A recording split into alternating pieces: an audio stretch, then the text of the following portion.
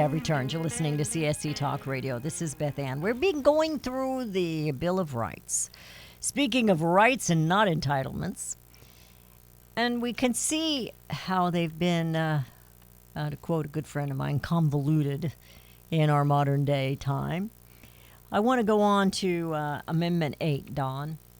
Excessive bails, fines, and punishments forbidden. Excessive bail shall not be required, nor excessive fines imposed, nor cruel and unusual punishments inflicted. Now, I brought this particular amendment out a few years ago when all of a sudden they were trying to destroy people and their businesses because they had an agenda, not the ones in the business, but the ones that were approaching them. And a baker, a couple of different bakers actually, a wedding planner with an event property, and a florist. And they went in and they did not refuse service altogether, but refused to participate in weddings of same-sex marriages. And so they came back to these folks and they fined them and sued them, and they've destroyed their way of living.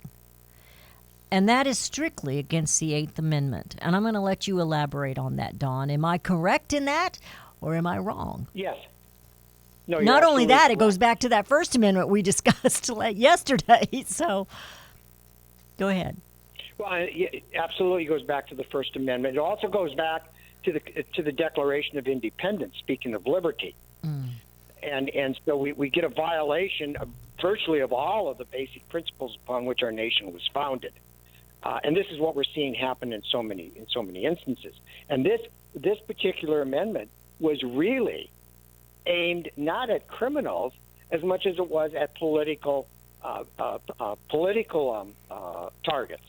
And political targets typically were thrown in prison, and the key was forgotten. Or they said the bail's going to be so high you can't possibly get out. And you destroyed your political opponent. This is how it's being used today. It's being used to destroy political opponents. And anytime you go and you have a means or a method to destroy political opponents, you are on your road to tyranny. Absolutely. This is the whole essence behind the Eighth Amendment, that you can't go in and arrest somebody, throw away the key because you have disagreements with them. And that's basically all that was with the bakers and the florists and the event planners, and there's other issues as well, but those were made very public. And it goes all the way to the Supreme Court. And to me, there's no question about it. You don't even have to have a college education to figure that out. No, in fact, a college education today prohibits you from figuring this. Common sense enables you to. Again, that's a topic for another show. Let's move on to the Ninth Amendment so we can get done here, because we've only got a few minutes left. Other rights. The 9th and 10th are so critical. Other rights are kept by the family. Do you want to include them together, or you want to separate them? I think we should include them together. Okay, let me read them both then. Amendment 9, other rights kept by the people. The enumeration in the Constitution of certain rights shall not be construed to deny or disparage others retained by the people. And Amendment 10, undelegated powers kept by the states and the people, the powers not delegated to the United States by the Constitution, nor prohibited by it to the states, are reserved to the states respectively or to the people. And I'll let you take it from there. These two amendments really come in and define what the essence of our whole founding is. It is limited government versus unlimited government. Freedom and independence versus tyranny. In the Ninth Amendment, and we had a big argument about should we include rights in our Constitution, should we include the Bill of Rights, and some even Hamilton, who was a Federalist, said no, we shouldn't include these rights, enumerate them, because we're not giving the government any freedom to get rid of these rights. Well, the anti-federalists said, like you had read, hey, they will do it anyway. Yeah. So the idea behind the Ninth Amendment is that federal government, listen, we haven't talked about all the rights.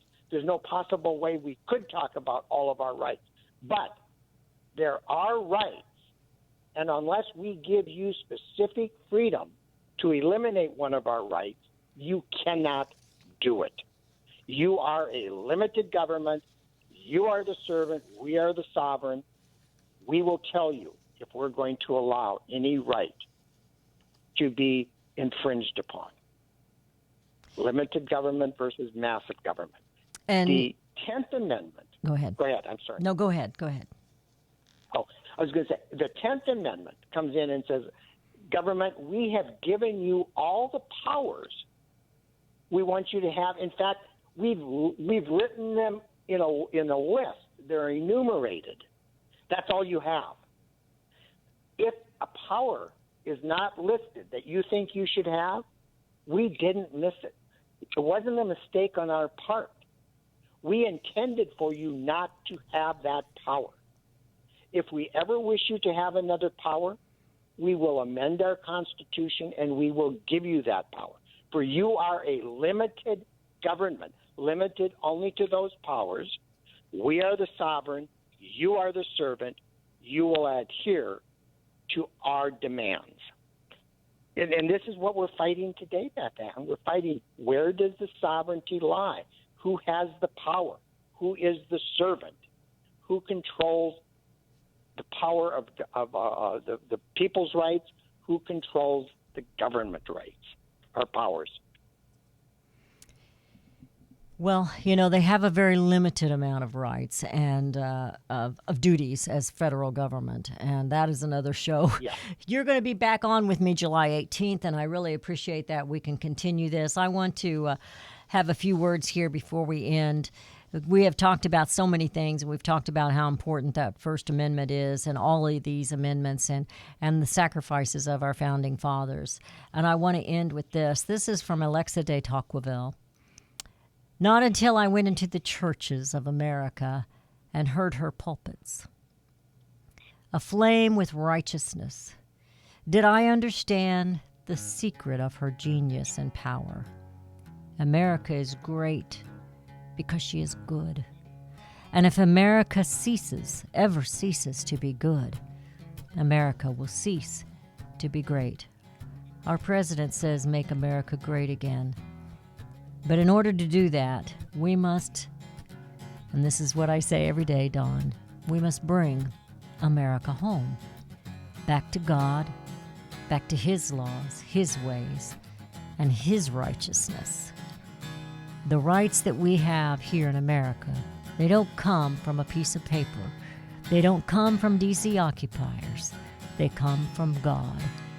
Dawn, thank you for all that you do to bring America home.